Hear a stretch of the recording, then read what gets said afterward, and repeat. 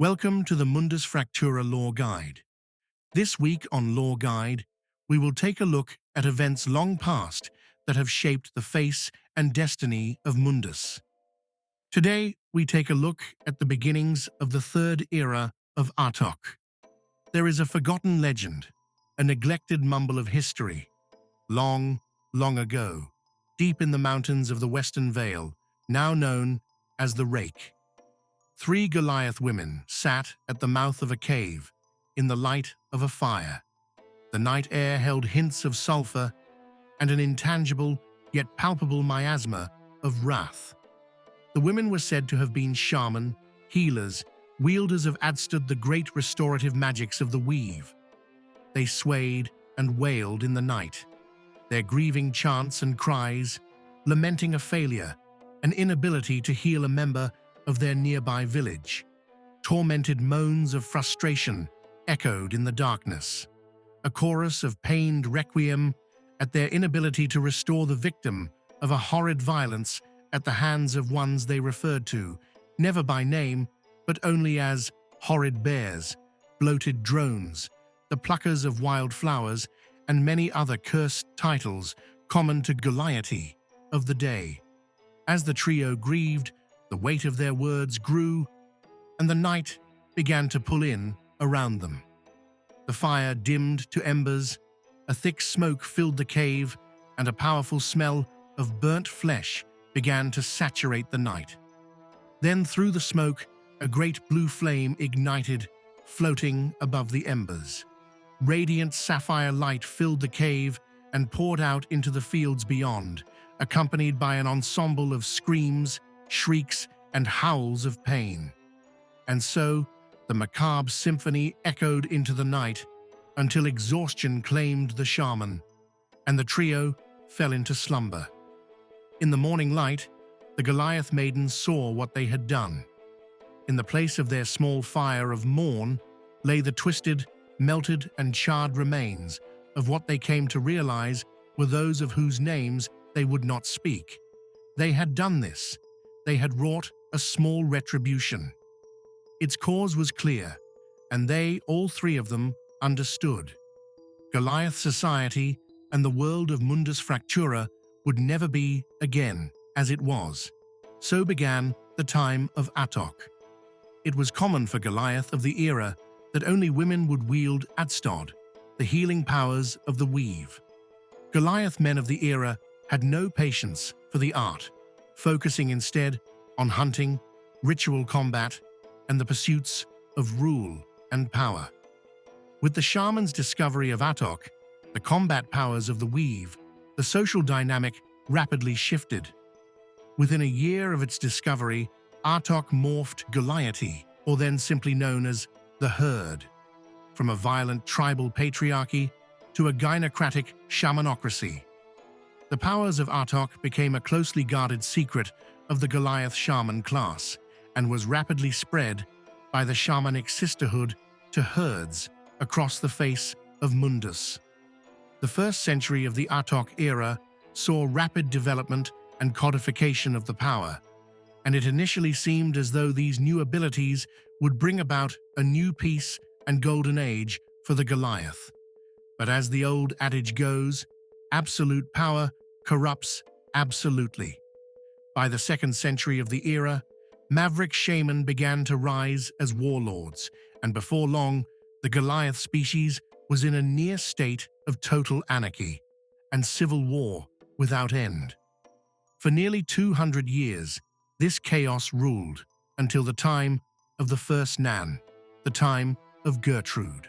Though the tale of her rise is too nuanced to be fully related here.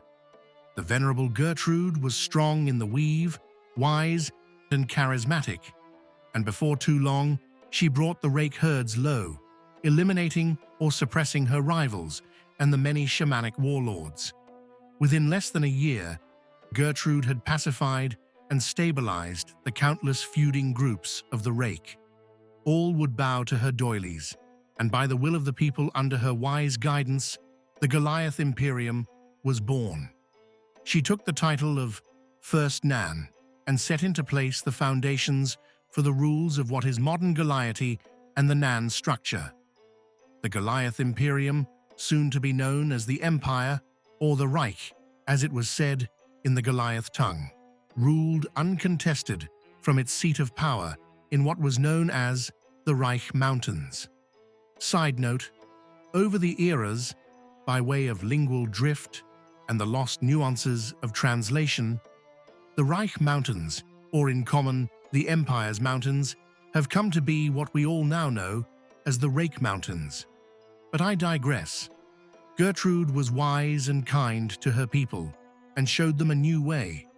She brought harmony to the shaman and eliminated the oppressive power imbalance, teaching even Goliath men the ways of the weave for the first time.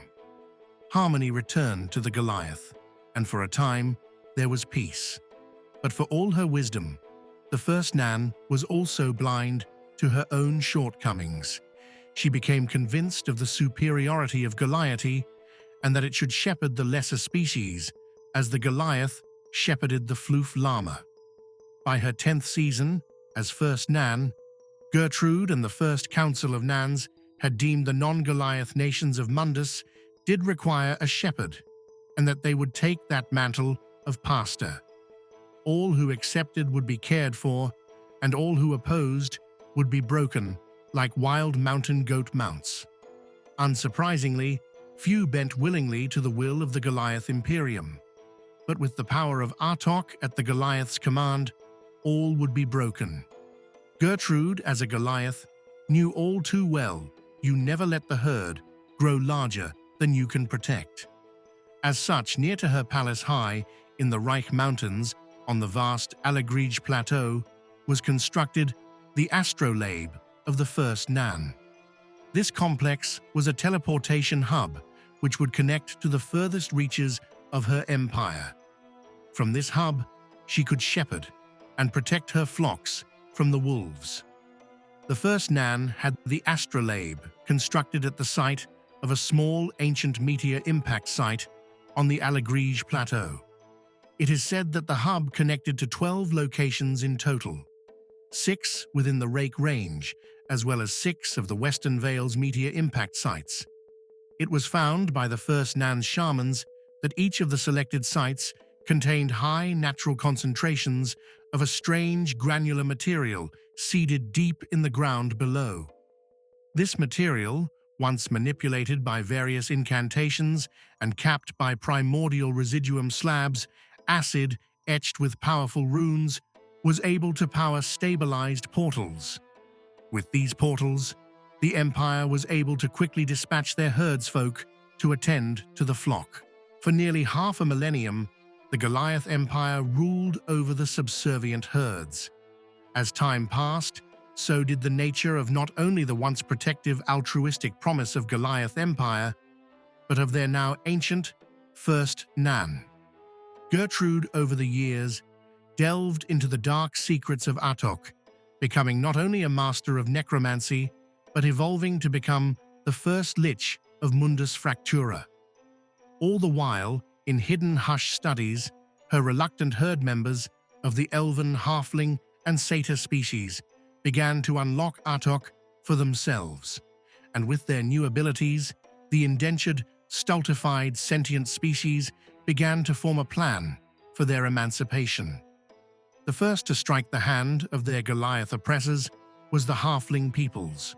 Little is known about the ill-fated revolt, but for the results of the Goliath retribution, an arcane cataclysm of such forbidding power that would leave the world forever changed. The Arch-Lich Gertrude personally sentencing the entire Southern Vale, the halfling homelands, to an eternal torture of desiccated, aberrant existence. Millions perished, and the halfling homeland sat a blasted waste. The horror of the punishment's extremism and the monument of its sweeping, undeniable Brobdingnagian scope stood as an everlasting admonitory against future revolts. For more than 250 years did this punishment quell the fires of revolution, but always did the want of freedom quietly smolder, and it was with the long-lived elves that the ember did glow brightest. The details of the elven-led revolt that followed are fragmented. The elves devised a plan to somehow simultaneously deactivate the veil-spanning Goliath teleportation network and use the network's energy to entomb the vile sodden lich in a prison of stone. All that is known with certainty is that the elven plot met with success. The Goliath Reich fell, and the sentient species of the Great Vale were again free to live their lives. The transport network, the first Nan, the foul lich Gertrude, and the heroes of the elven-led revolt memory fell lost to the passing of time and the many eras to follow. The records lay lost in the deep, disremembered buried portions of the oldest archives.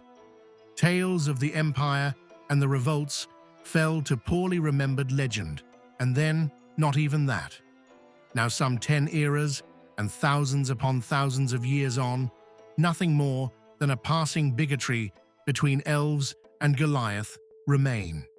But as with so many tales of the time of Átök, these are just faded echoes of a whisper in a night that once was. That is all for this time. I hope you have enjoyed this episode. Stay tuned for future lore, guide shorts, and thank you for listening. Goodbye for now.